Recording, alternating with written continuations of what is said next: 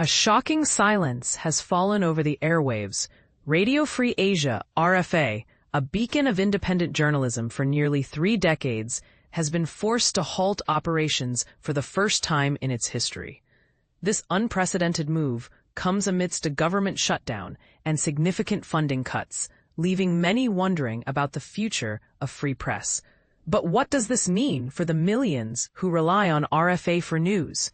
In a statement, RFA's executive editor, Rose Huang, cited uncertain funding as the reason for the pause. This decision is particularly painful for RFA journalists who have bravely reported from countries where free press is non-existent.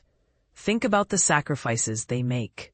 Established in 1996 under the International Broadcasting Act, RFA has been a crucial source of information for almost 60 million people weekly across 6 countries: China, Myanmar, North Korea, Cambodia, Vietnam, and Laos.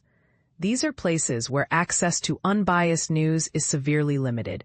In fiscal year 2024, RFA operated with a budget of $60.8 million. The organization previously employed 400 full-time staff and 500 stringers and contractors.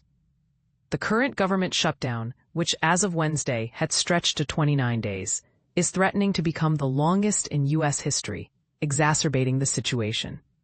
Here's where it gets controversial. In March, the Trump administration ordered funding cuts to the U.S. Agency for Global Media, USAGM, the oversight body for RFA. USAGM, led by acting CEO Victor Morales and Special Advisor Kari Lake, a Trump ally, received over $866.9 million in congressionally appropriated funds in fiscal year 2024, according to its annual financial report. As a direct result of these cuts, RFA was forced to furlough 3/4 of its workforce. By late March, the organization warned in a legal filing that it would completely shut down by the end of April without court intervention. Currently, RFA is providing limited news updates on its website and social media platforms. Huang has stated that RFA will resume its operations if funding is restored. Independent journalism is at the core of RFA. For the first time since RFA's inception almost 30 years ago, that voice is at risk, Huang stated. What are your thoughts? Do you believe these funding cuts are justified, or do they pose a threat to freedom of the press?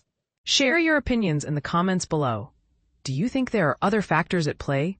Let's discuss.